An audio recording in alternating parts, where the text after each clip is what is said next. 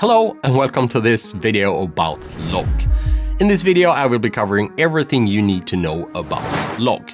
I will share how it works, what it is, how to expose for it, drawbacks and benefits of using log. I will share some color grading tips for color grading log. Everything just to help you elevate your videography game to the next level. And do I dare to say, make your videos a little bit more cinematic. In this video, I will also be using C-Log as I'm a Canon user, but don't worry if you're a Nikon, Canon, Sony, Fuji user, most of the things in this video will apply to you because all manufacturers have their version, their flavor of log. S-Log just stands for Sony log, C-Log just stands for Canon log and so on. I will also try to explain log, which can be quite complicated at some parts in my own way. It might not be 100% nerd proof, but hopefully it will be easier to understand. With that said, let's dig right into it, because we have a lot to discuss to elevate your videography game, your cinematic game to the next level with a better understanding about log.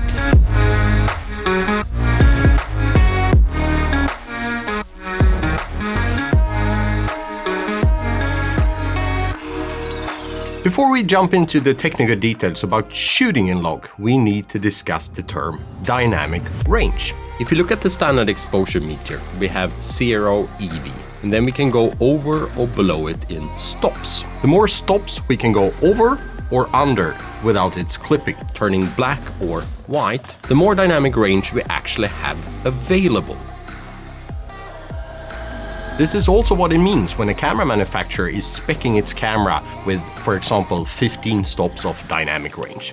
How many stops over and under 0 can it manage in total? Or how smooth versions of dark and light can the camera manage? That's the specification of dynamic range. Now let's define what log is and what makes it different from other color spaces. Log, or logarithmic encoding, is a way of capturing and processing image data that expands the dynamic range of the image, allowing for more details in the highlights and the shadows. Unlike other color spaces, which map the image data linearly, log encoding maps the data logarithmically, hence the name log, resulting in a more gradual transition between colors and tones. This logarithmic mapping allows for greater details to be captured, making log an ideal format for videographers who want more flexibility in post-production and do I dare to say it, more cinematic videos.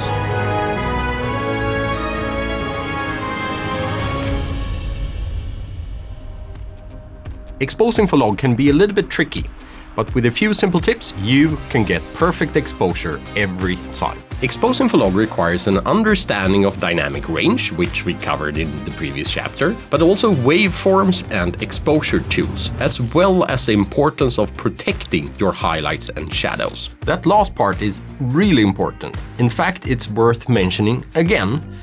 Protect your highlights and your shadows. To do this, I will try to nerd-proof it to give you a rock-solid foundation.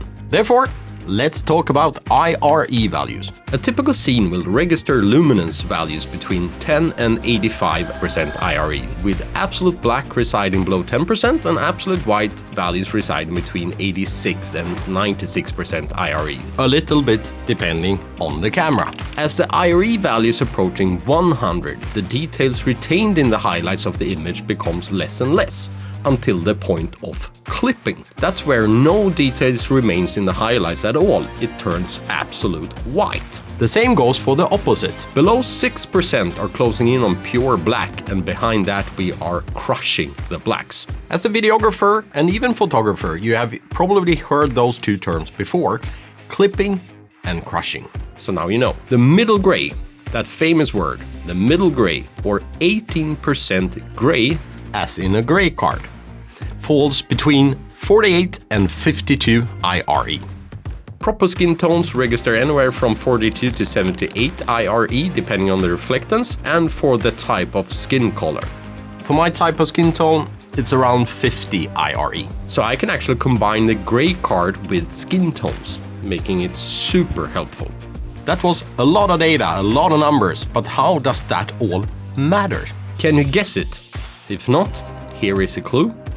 For me, it was almost a what the moment. and made all of this complex terminology dead simple. Waveforms, false colors, gray cards, and most other tools are all IRE referenced. As long as you have some sort of tool that shows your IRE values, you can nail the exposure. We can use the in-camera tools as well as using external monitors, but they all do the same thing: to help us read the IRE values of a scene.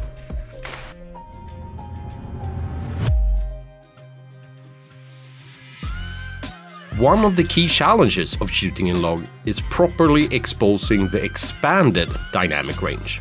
In order to do this, you'll need to use tools like false colors or exposure tools to ensure that you are capturing as much details as possible, without overexposing or underexposing the scene. Remember, protecting those highlights and shadows. Proper exposure is crucial when shooting in log, so take the time to get it right. I would use a combination of tools like false colors and waveform monitors, and don't forget to reference color charts if you have that available. And most of all, use a gray card to set your white balance. With these tips, you will be able to get the perfect exposure every single time.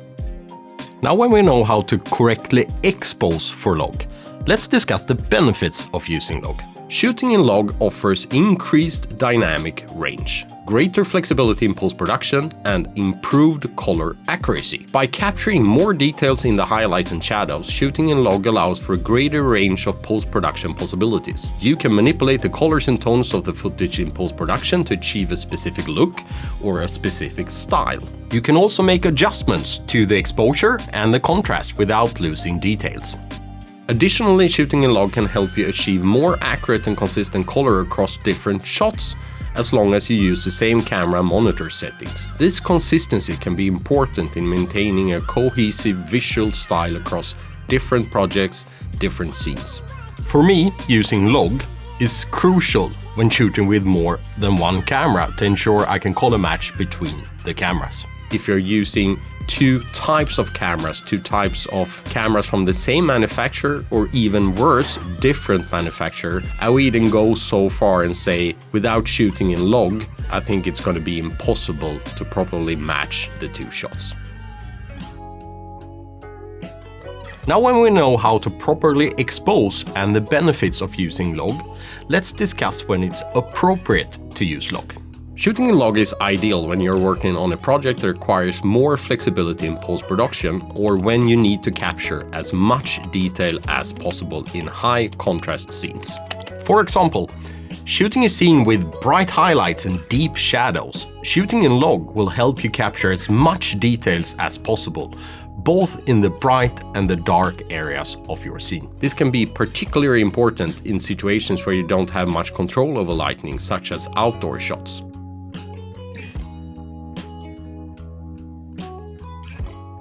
Shooting in log gives you more flexibility to adjust the colors and tones of the footage in post-production, allowing you to achieve a specific look or style. While shooting in log can offer many benefits, there are also drawbacks to consider. Shooting in log can result in more noise in the shadows, making it more difficult to achieve a clean image, especially in low light situations. Additionally, shooting in log can require more post-production work, as the footage may require more color grading and corrections.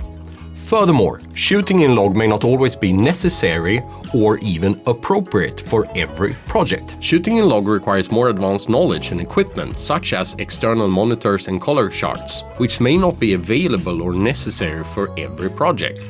I mean, it also costs money. In some cases, shooting in a standard color space may be more appropriate or efficient. I think it's important that you consider the specific needs of your projects and weigh the benefits and drawbacks of shooting log before you decide if you should shoot in this format.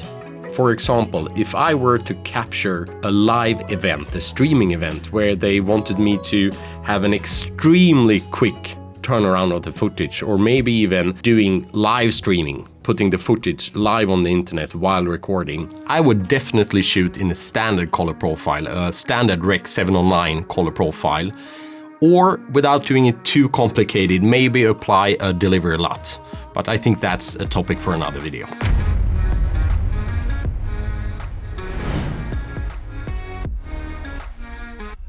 Now when we have covered when to shoot in log, let's cover how to color grade log. Color grading is a process of adjusting the colors and tones of the footage to achieve a specific look or style. With log footage, you have greater flexibility to adjust these colors and tones. However, color grading log footage can be more challenging than other type of footage due to the expanded dynamic range. To properly color grade log footage, you will need to use software that can handle the higher dynamic range and provide you with the necessary tools and settings to adjust the colors and tones. And obviously, you will also need the knowledge how to do it. It is important to mention that color grading log footage can be a time-consuming process and may require more advanced knowledge and skills than other type of footage.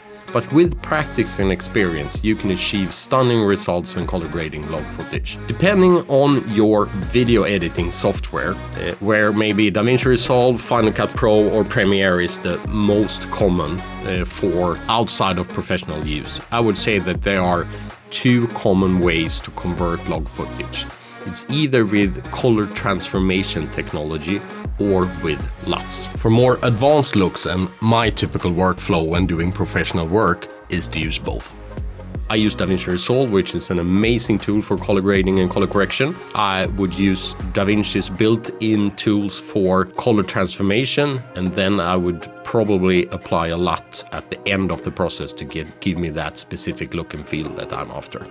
There you have it, a comprehensive guide in everything log. What it is, how to expose for it, how to shoot it, when not to shoot it, benefits and drawbacks of using log, as well as some basic color grading. Whether you are a beginner or intermediate and even a professional videographer, understanding log is crucial to get that cinematic look, that perfect exposure, and to ensure that we cover the widest possible dynamic range in our scenes. That will also ensure that we have the best possible starting point when doing color grading or when we are sharing our work with other creators that might have different cameras and we need to ensure that we match it. So by following the tips and guides and techniques in this video, I really hope that I've helped you elevate your skill levels and by that the quality of your work. Thank you for watching. Don't forget to like, comment or subscribe to this video, or maybe even share it with a fellow videographer if you felt it was helpful to you. It might be helpful to them. As always, stay creative, happy shooting. See you in the next video.